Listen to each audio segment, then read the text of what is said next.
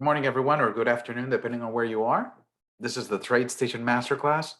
My name is Jesus Nava. I'm the Director of Client Training and Education for TradeStation Securities. And it's always great to be here talking about TradeStation and some of its technology. Today, we're going to do a technical analysis class, all based on charting. And we're going to highlight a type of chart that is not, used very frequently, which is a price-based chart. So we'll go into the details about how these are built and what's the intended use of them. So before we get started, here's some important disclosure. Just keep in mind that every symbol and idea that I talk about is for educational purposes only. These are not recommendations of TradeStation. Also, active trading is not suitable for everyone. It should only be done with the risk capital. And past historical performance is no guarantee of future results. Towards the bottom of this disclosure slide, it also says that any projections that are implied by using price-based charting, they're all hypothetical in nature and do not reflect the actual investment results, are not guarantees of future results. For additional information on these disclosures, go to www.tradestation.com/important-information. All right, guys, let's go ahead and get started on this topic. And you guys are welcome to, comment right here in the chat. So let me go ahead and set my chat to everyone. I'm also going to be sharing a PDF, which is the one that I'm going to be showing in this PowerPoint. All right, and if you have any questions, feel free to raise your hand. I'm going to give you guys the ability to use your microphones if you wish to do so. So it's not a big class, so we can handle the live questioning. So let's go ahead and get started. Let's first of all start talking about one of the oldest types of or styles of price-based charting called point and figure. We have those available in TradeStation, but this is one of the oldest types of charting that there is. And let's go ahead and talk about the technicalities. The reason why we have these price-based charting is that they don't look at time. So it doesn't matter, how long it's taken to build the chart. They don't look at time, and they don't look at trading activity. So the symbol may be very actively traded, may have spikes in volume, but that doesn't really matter. What matters on these price-based charts is price. So if the price is moving, okay, that's important, and the chart will reflect that. But if the price is not moving, if it's sideways, and it's been a long time, or we have an incredible amount of volume activity, it could be anything, but if the price is not moving, these charts will be static. Nothing will happen because all they're designed to do is to show you if the price is moving. And that's the whole purpose of these price-based charts, is to show you that when the price moves. And we have, about 7 different price-based charting, and they all do the same thing. They just reflect price movement. So what happens is that in the times when the price is not headed anywhere, then nothing is happening on the chart. All that noise is filtered out. So that's the concept here, filtering out the noise, the minute ups and downs that don't really mean anything, but they're distracting. When you see the markets go up and then down, up and down. When we look at the overall movement, nothing has happened. That's the type of market activity that these charts will remove, and it'll give you a more clear picture as to where the prices are headed. In a point and figure, when the prices are going up, you're going to see columns of X's, and when the prices are going down, you're going to see columns of O's. The box size reflects the minimum price increase that is needed, increase or decrease that is needed to add an X or an O. So the box size is something really important and an important component of point and figure. We'll take a look at that. And it also has a reversal amount That is the time when it switches from a column of X's to a column of O's. There's a reversal. We'll take a look at that as well. So let me switch over to my TradeStation platform and talk about some of the technicalities of this point and figure. Let me open up a chart. One of the things that I do before I even build a point and figure or any price-based chart, I need to have an understanding on how much a symbol moves, because there's going to be a great relationship on getting a useful chart on that is based on price and how the price is moving, because the box size is going to be relative to how much a particular symbol moves. Here we're looking at Microsoft. Microsoft is trading right now at $228. So it's not a cheap stock. If depending on what your definition is of a cheap stock, but it's rather expensive. If I were to trade 100 shares of Microsoft, it would cost me about a little bit over $22,000. So we're not talking about pocket change here. So how does Microsoft move is important for us to determine what the box size is going to be. What is a significant price movement for Microsoft? Now we can talk about percentages and say, well, I would say 5% of the stock's value, it's a significant price movement, and we can use that calculation based on percentage. So if we calculate a percentage here, so let's say that $200, 5% of $200 is how much? $10, right? So we would be looking at maybe $11 or $12 if we do a 5% movement. If we open up a new chart analysis window here, that's exactly what I'm going to do. I'm going to set my box size based on a percentage of the value of the stock. Let me make this bigger, make this a little bit more relevant than the time-based chart, okay? So what I do is I go here to data, edit symbol, select point and figure. By the way, I'm not sure in what order I have these descriptions on my PowerPoint or the PDF that I just shared with everyone, but here's point and figure, and you can see that it has a box size. So I can come here, let me go ahead and round the box size to something that just makes sense in my head. I'm not gonna use an odd number like 13. Let's just use 10. We talked about maybe approximately a 5% movement on Microsoft, and we think that I would consider that to be significant. Now, the other question that you should ask yourself, okay, you think that a 5% movement is significant, but in what time frame? Are we talking about a whole day's movement? Like talking about Microsoft moving 5% in a whole trading session? A whole trading session is about 6.5 hours. Are we talking about that? Or are we talking about a 5% movement within a 5-minute chart? Well, do we think that Microsoft can move 5% in 5 minutes?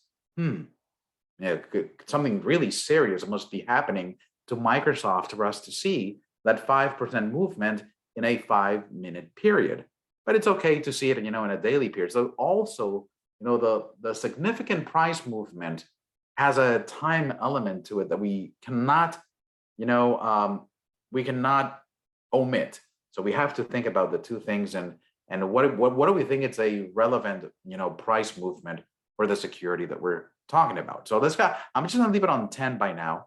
But another big component of the point and figure is the reversal.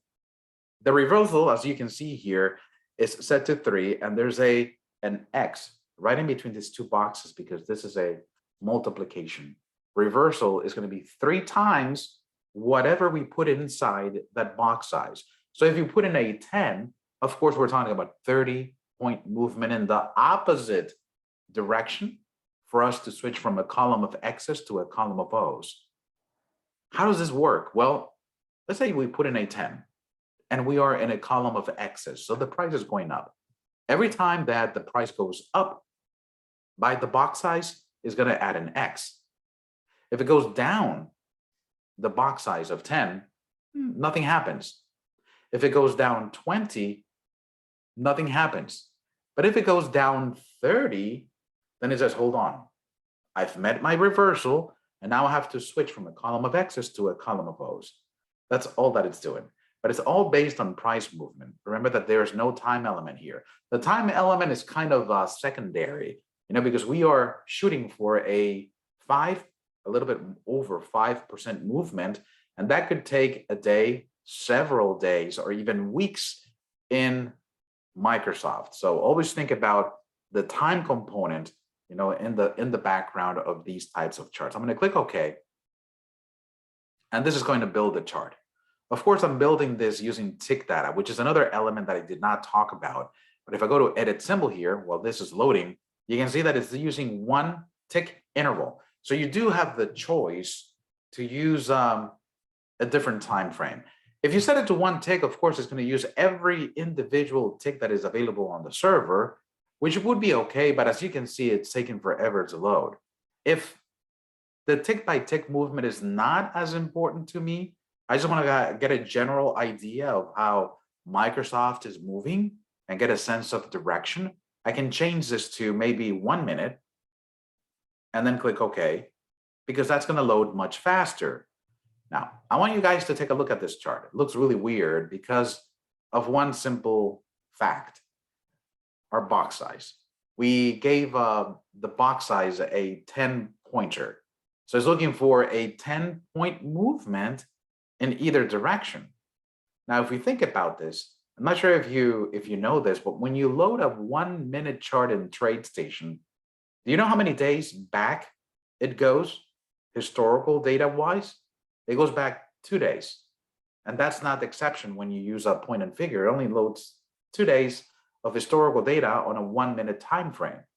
So that's why you only get 2 X's here, because it goes back 2 days. It measures all the price movement, and it finds that in those last 2 days, there's been at least a 20-point movement, because we see 2 X's. So it starts looking at the very first minute on those 2 days and starts measuring how much the price moves. And based on the direction, then you have X's or O's. It seems like Microsoft is going up. If we look at this time-based chart, let me go here to a 1 minute. So the 1 minute chart here,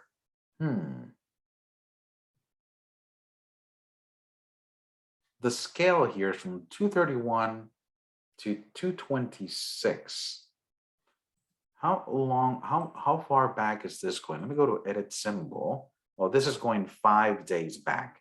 So it's a little bit longer than this right here. The 1 minute chart, yeah, it goes back 5 days.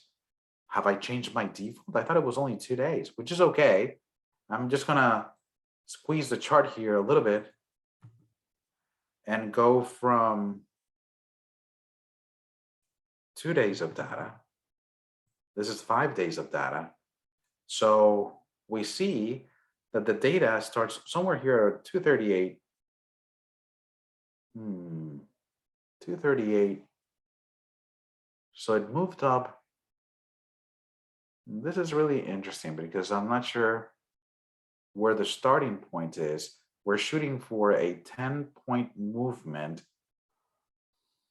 And based on this, I don't see that reflected on this chart. I mean, I see from 238, I can understand, 1x because it went to, 250, but then the price dropped to 228. And it dropped to 228 from the 250 range. So you know that it's almost a $30 drop, which is going to meet our reversal. Is that reflected on our point and figure? Let's go ahead and check. Okay, this is our point and figure. We can see the current price right here, 228. And if you guys see the red line down here, that's my reversal price. It has to drop to 220. And that makes sense. In our chart, we saw a price increase to 250. So the drop would have to be as low as 220 for us to switch from this column of X's to a column of O's. I'm not really sure because this starts at 235, 245, and then 255. It's the top of that X. But if you really think about this, let's look at the closing prices. We can see that, well, the high is 250 and the low is 240.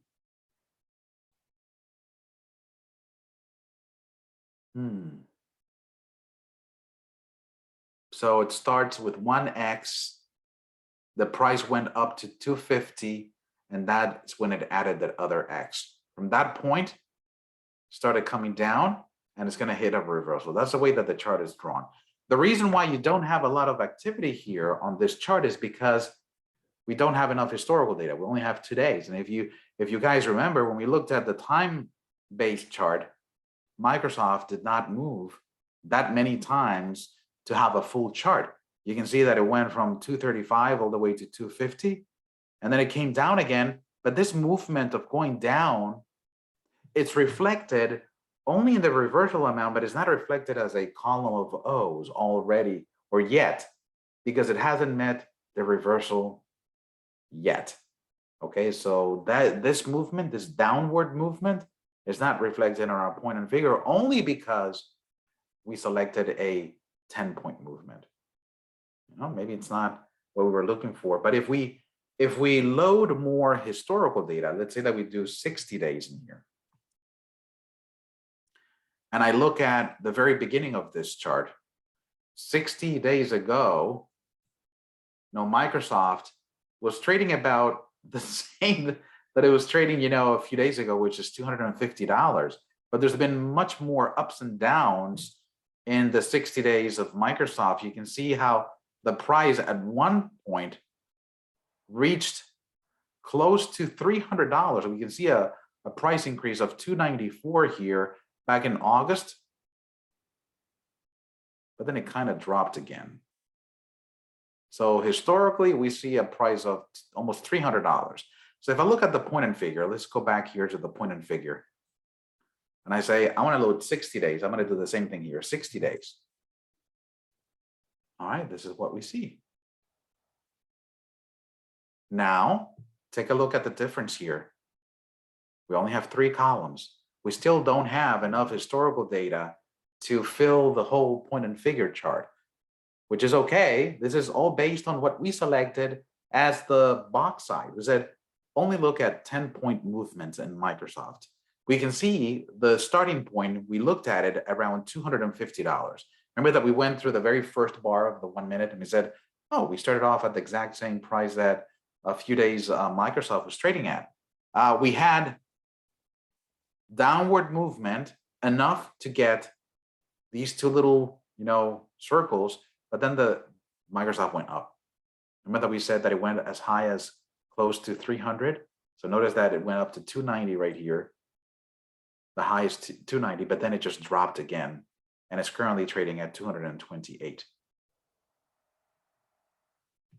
Okay, so it's a different visual because now we have a different starting point. When we were just looking at 5 days ago, we had 2 X's, so it gave us the impression that the prices were going up. Now we loaded 60 days of data, and we saw that there was a downward movement, but then Microsoft shot up to close to $300, and from there, it's been dropping. It's been dropping. So we went down here to 260, all the way down to 228, and it's currently trading at 228. So it went, but it hasn't recovered since that big, spike to almost 300. So what happened? Let me go back here to the chart and show you. Let me turn this into a 5 minute so that we can see more of the ups and downs. All right, so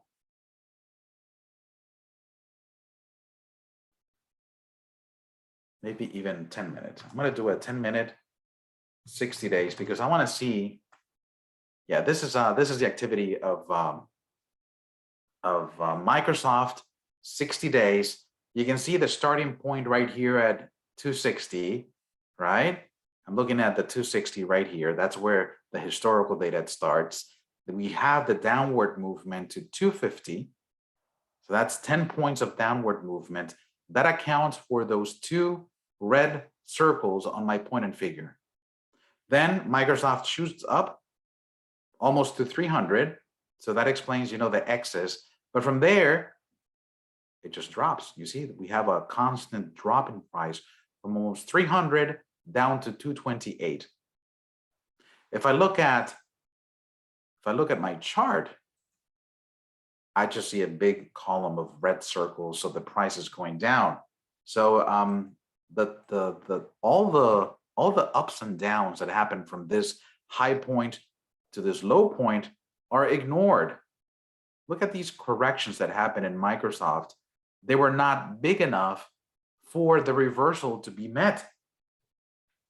You know, if you had a short trade, you know, at this high point and the price were going down, that was pretty cool, right? But in any of these corrections, you would have freaked out and said, is this the end of my trend? But based on the point and figure, it is not. It filtered out all those minute movements. I'm not going to call them minute because it all depends on the box size. I mean, these were significant reversals. They're just not shown on the point and figure because we picked a high number for the price movement. Maybe it is what we're looking for. You know, maybe we're not really concerned about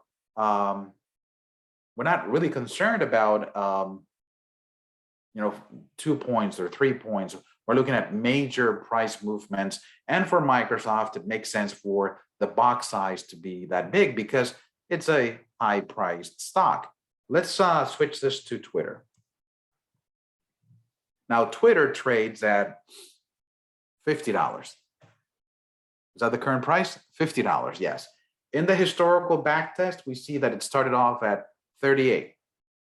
You know, and so a 10 point box size for Twitter, it's too much. Well, I'm not going to say too much either because you may be looking for that type of movement. But you know, in the last 6 months of data, Microsoft has only moved 10 points to the upside. That's it. So if we go back in here to our point and figure and we change the symbol to not Bank of America, Twitter, you can see that Twitter going back 60 days only shows me 3 consecutive green X's, which pretty much match what's happening here to the chart. It starts down here and it goes all the way up here. Now, I'm not sure why, because it starts at 37.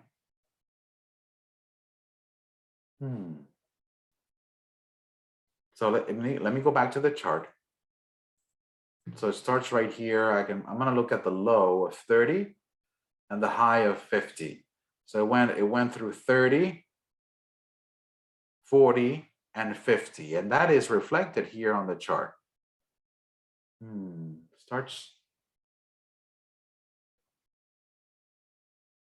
Doesn't go as low as 30, so it may be using a little bit more data, you know, but it does go through 40 and it does go through 50, but it just removes everything else. So on the chart, I can say, well, another way that I can measure price movement is with the use of an ATR. So this is a 10-minute chart. Let me go here to a daily chart. And what I do is I add a study. Sorry that I'm spending so much time here in point and figure, but the basis of a price-based chart is, it starts there. It starts you appreciating how much a particular symbol moves and determining, okay, what is it that I'm shooting for? What is it that I consider to be a significant price movement so that I can plug it into my price-based charting? Let it make sense to you. So I started, you know, talking about thinking of the value or a percentage of the value of the stock, but you can also use average true range. Let me show you how.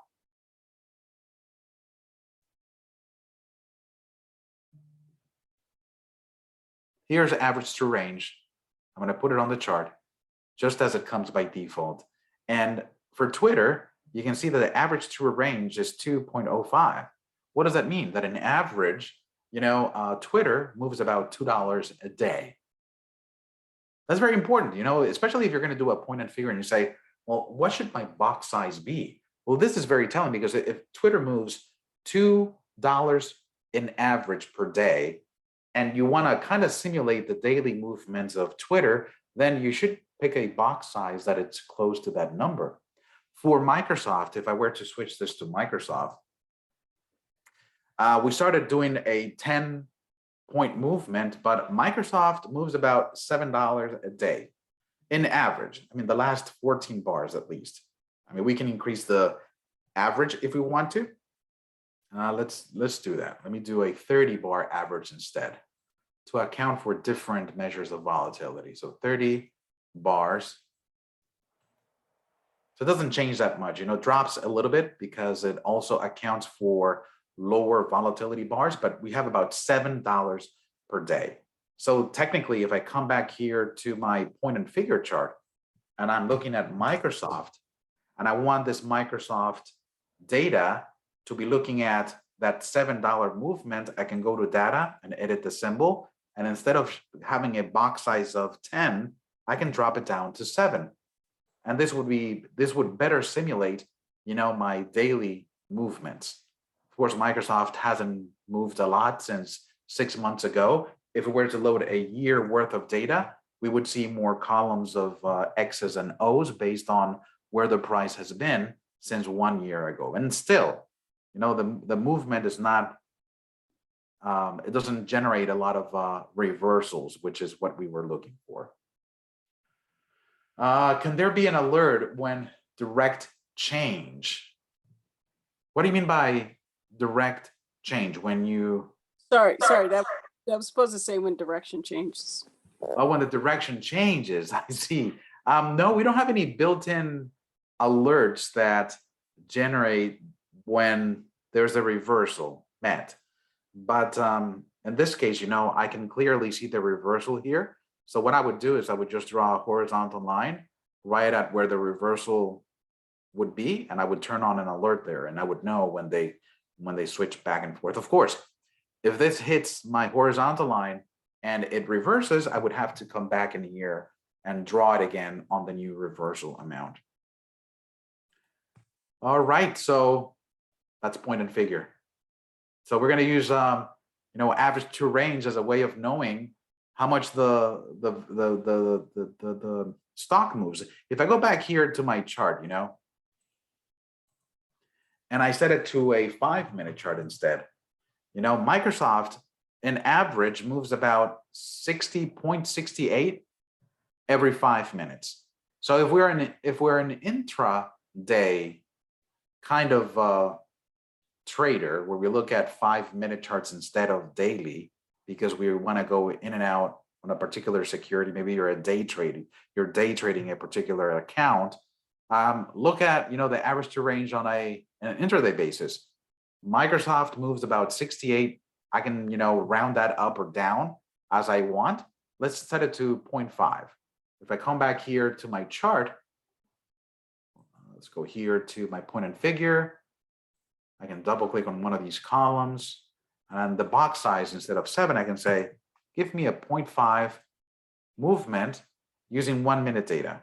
I'm going to click OK. And this provides me a fuller, point and figure chart, because now I'm looking at the equivalent of what it would be or what the price movement would be on a 5-minute time frame. I'm just looking at every 50-cent movement in Microsoft, which is a big difference between looking at a 10-point movement and looking at a 0.5 movement. But you can see the relationship between one, and the other, and how they relate to their time frame counterparts. So one was based more on a daily movement. This one is more based on a 5-minute movement. Okay, again, these charts are independent of time. So they're not really looking at time, but in the back of my mind, I always look at them and say, what is it that I'm measuring? What type of price movement? And that price movement is expected to happen, in how long? If I were shooting for a 10-point movement in a 5-minute time frame, that doesn't really make sense. It would be almost impossible for Microsoft to move $10 in one day. It could happen, of course, it can happen. But on a 5-minute time frame, it's almost impossible for Microsoft to drop 10% in 5 minutes. And again, I'm not saying that it's impossible, almost impossible. It would be very odd something happened to the company. So it's more likely for Microsoft to move about 50 cents every 5 minutes, as we just demonstrated. Do we have any more time? Yeah, we do have more time. So let's go ahead and take a look at a few more. All right, so that's point and figure. Renko. Renko, it's an interesting type of chart. You know, I've used it many times, and I think we've had discussions on Renko, especially, you know, testing strategies. Renko is also looking at a box size, but it doesn't have a reversal kind of concept. You know, it just stacks boxes up on top of each other as the prices go up. And when it goes down in the same amount, it's just going to stack boxes on that same direction. So the concept of reversal, it's a little bit different here. And that's one of the differences between this type of chart and a point and figure. Let's go ahead and take a look at this chart on TradeStation. So for Microsoft, let's go here to data and edit the symbol. Let me go here to Renko. I'm going to use the classic for now, and I'm going to leave it on the 0.5. Okay. Which is, you know, thinking about how Microsoft moves on a 5-minute time frame. I'm going to click OK. And it's very comparable to what we saw in the point and figure. This is just looking at 50-cent movement. In fact, you can see that every box that the Renko draws is exactly 50 cents from top to bottom. Like this top green one goes from 228.50 to 229, 50 cents each. In fact, if you were to click and hold your price, your data tips, so that the data tips show up, you can see the difference between the high and the low of this, you know, box, and they're exactly the same price. I mean, not exactly the same price. There's 50 cents from top to bottom. Now, what's happening here in real time is it's interesting because you guys see how a new red box is trying to get built, and it's a lighter shade of red. Why is that? Because it's building in real time and it's moving up and down. So it's not until it reaches that 50-cent movement that we're talking about that it'll be fixed and it'll leave the red box in there. And it's not permanent yet because the price could move in the opposite direction. So if it goes inside or next to this green box that we just drew, then you'll just see a line, just a line, a line, a line until it crosses the top. And then you'll have a lighter shade of green being extended to the upside, just giving you an indication of what is going to happen. Right now, it seems like we're going to drop, and it's going to fix that, you know, red box as we speak. You can see that it's extending, and we're just waiting for it to reach how much? 50 cents, which is our box size. And it's going to continue to do that, you know, stack boxes on top of each other as it goes up and down.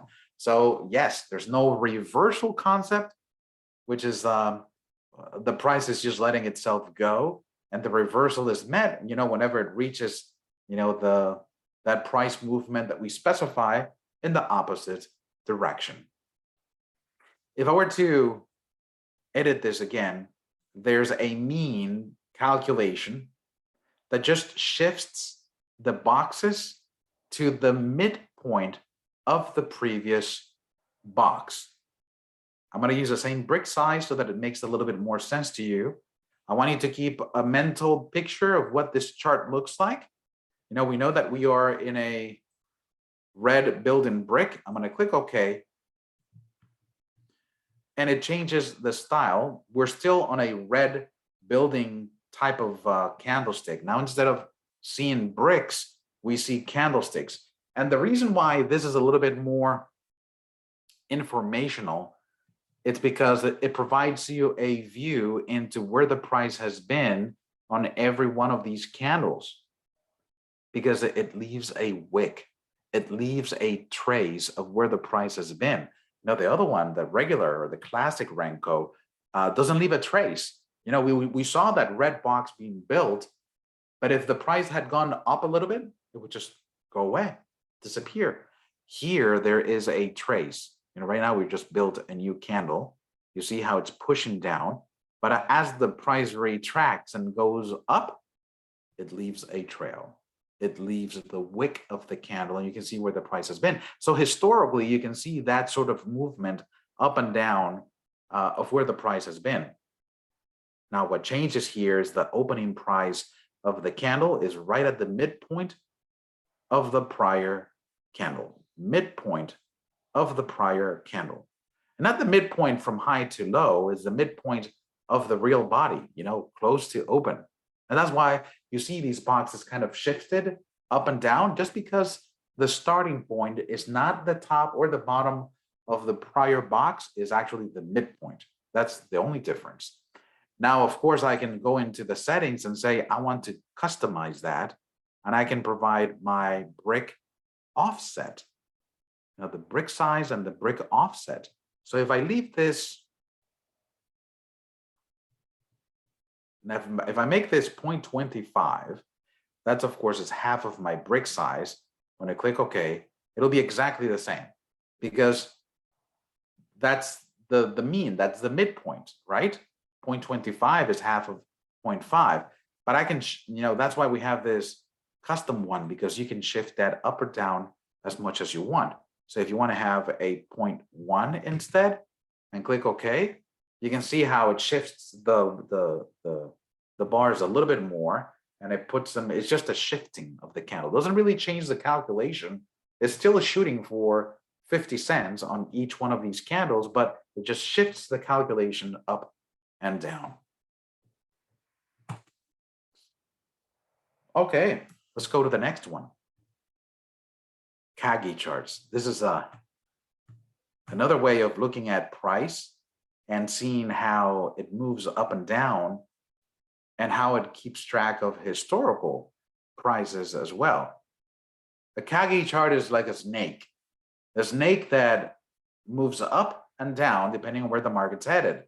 If you see the snake moving up, it's because the prices are going up.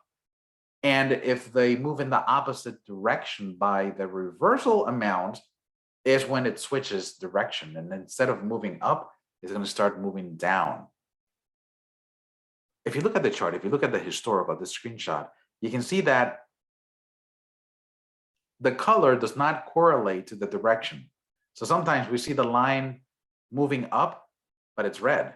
And sometimes we see the line where the snake, pointing down, but it's green. So the color is not based on the direction of the line, it's based on where it is in relationship to the prior line or the prior column. Let's call it the prior bar. So if it's beyond, the high of that prior bar, it'll be green. But if it's beyond the low, it'll turn red. So for example, right here, everybody sees right here? At one point, the line had turned green because it had crossed this higher point. So it turns green, but then it meets the reversal and starts going down. It wasn't until it crosses the prior low that it changes to color red. So the color, red and green, is based on the crosses of the prior's high and low. Pretty interesting. Let's go ahead and take a look at how it's being built in real time. I'm going to come here and go to the edits, go here to Caggy.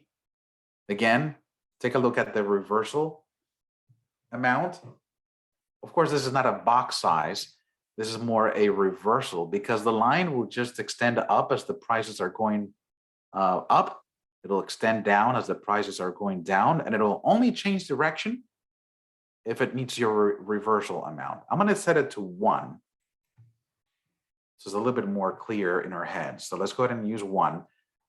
We can also use a different time frame. I'm going to use minute data so it loads a little bit faster. I'm going to click OK. And this is what it looks like. Let me open this up and see what's going on. Microsoft going up at the moment. Based on the calculation of this chart, remember that every price-based chart will have a starting point. And that starting point is going to be important in where the chart ends up right now. So sometimes you may be doing comparisons across different symbols, or even the same symbol, and it may just look, why am I on an up bar if the price is going down? Or that the starting point is very important. We can see how the current price is almost hitting the reversal. It would be great if we can see it, turn around in real time. Right now, the price is on an up pointing line, so it's just keeping track as the price goes up, but you can see how the current price is almost going to hit the reversal. The reversal is that line, which is not as bright or it's not as green as the other one, but if it hits that reversal, what will happen to my snake? It'll just move downward. So you'll see an automatic return on this line, and it'll be in the head of the snake. I will call the head of the snake will be right at the reversal point. So hopefully we can see that happening in real time. So because many times, and I tell people this many times, in order for you to fully grasp how these charts are moving and how they're calculated, it's just a matter of sitting there and trying to look at the behavior of the chart as the price moves up and down. Well, it seems like the price is not going to come down to where we want it to go. A few seconds ago, it was almost going to hit it, but it's not going to do it anymore. So I'm not sure what's going to happen. But that's the nature of this Caggy line. It's just a line that extends up and down based on price movements. So in this particular line, the line is not going to extend any further until Microsoft trades above 229. It seems like that was the highest price that it traded at. If you want to be more specific, I can click and hold. The data tip says 228.99. So if it trades above 228.99, you see the line slowly extending upward. But it's retraced from there. It's at 228.18 right now. And my reversal, I'm not sure what the reversal is going to be $1 because that's what we put in there. $1 from the highest point. So if the highest point of this line is 228.99, my reversal is going to be 227.99. So the price has to drop to 227.99 for that line to return or reverse and then draw down. Not doing it, so let's go ahead and I'm going to leave it here. Let's go back to the next one.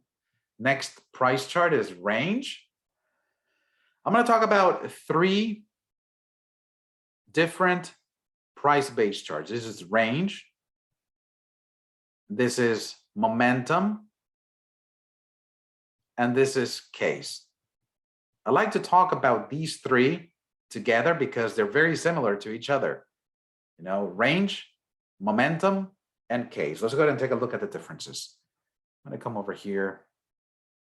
Is it going to hit my reversal? I just want to see happening in real time. Oh, it's dropping to 228.10. Remember that the price that we're shooting for is 227.99. So if it reaches that price, we should get a return immediately. No, just sitting there. I bet you that as soon as I switch it, it's going to come down to 227, right? Let's go ahead and take a look at the other charts. Let's go to data, edit symbol. So here they are, range, momentum, and case.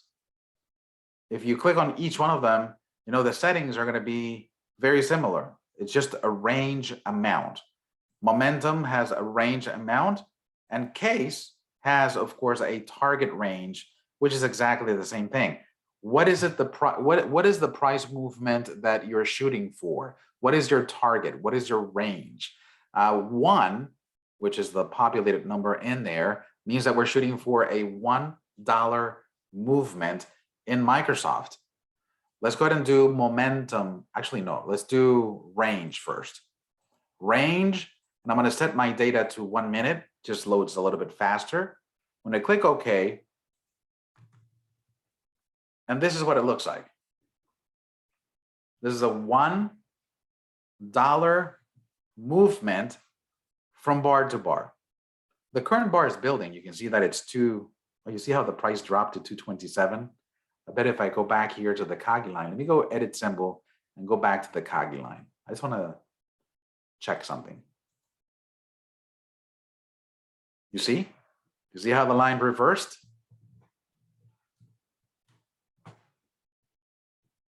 You see it's pointing downward now. Before we were looking at this chart, it was pointing upward. We were right here.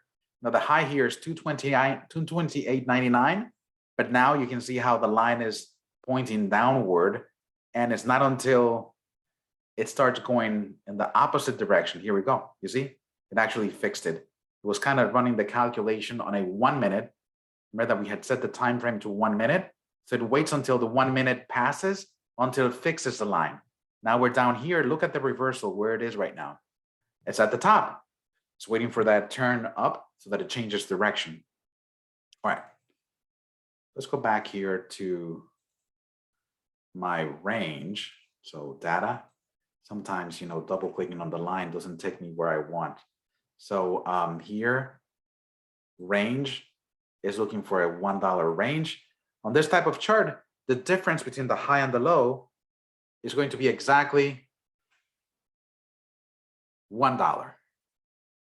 Every historical bar, the closing price of the bar is either going to be at the high or the low, because that is what completes the $1 we're shooting for. You know, right now on the current bar, we see how we're right there in the middle. That's because between the high and the low, there's still not $1. So the bar here has to either extend upward or downward to complete that $1 difference. How big is this current candle? Well, let's take a look. The high is 228.43 and the low is 227.69. So how big is that? We're talking about 80 cents? Not quite, right?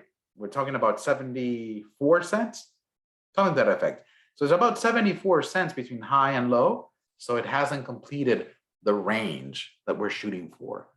Every other candle historically is going to have exactly $1 range. Let's go ahead and confirm this with the previous one.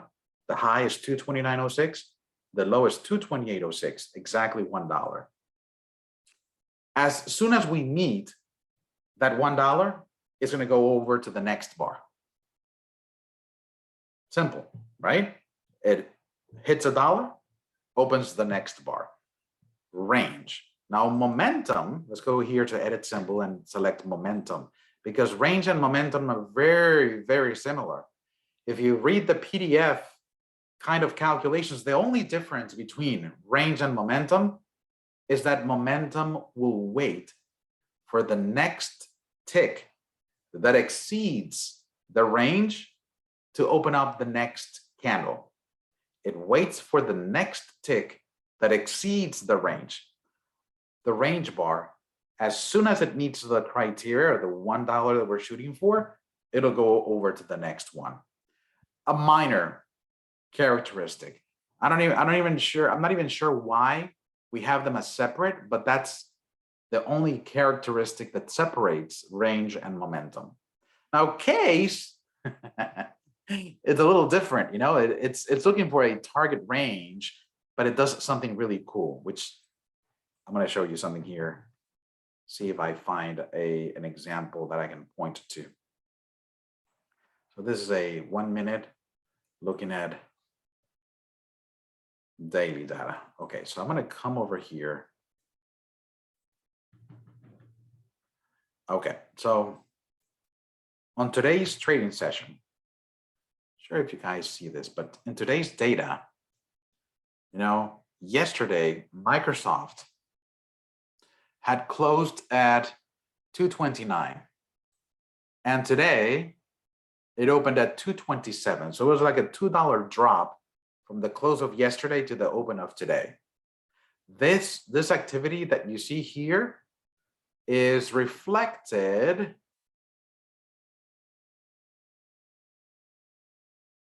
right here. In fact, let's look at this one instead. This one happened on October 10th. Let me go here to October 10th and see what happened, because it seems like it's a bigger drop. Here it is. Here's the bigger drop. One day it closed at 246, and the next day it opened at 240. So this is like a $6 drop. And that is reflected right here in our range bar. Do you guys see what's happening? You know, we had the drop from 246, somewhere around here, all the way down to 240, like a $6 drop. The range considers that a price drop. And what does it do? It creates these candles to account for that price drop.